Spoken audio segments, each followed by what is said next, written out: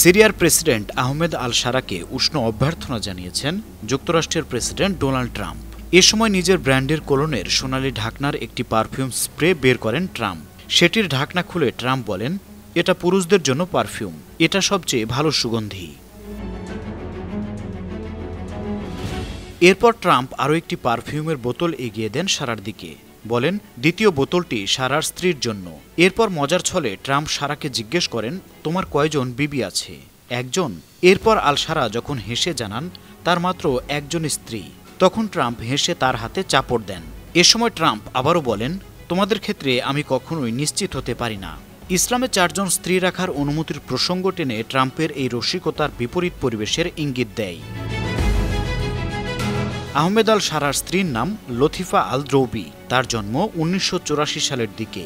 দামেস্ক ইউনিভার্সিটিতে অধ্যয়নকালে আল শারার সঙ্গে তার পরিচয়। তারা 2012 সালের দিকে বিয়ে করেন। এই দম্পতির 3 সন্তান রয়েছে।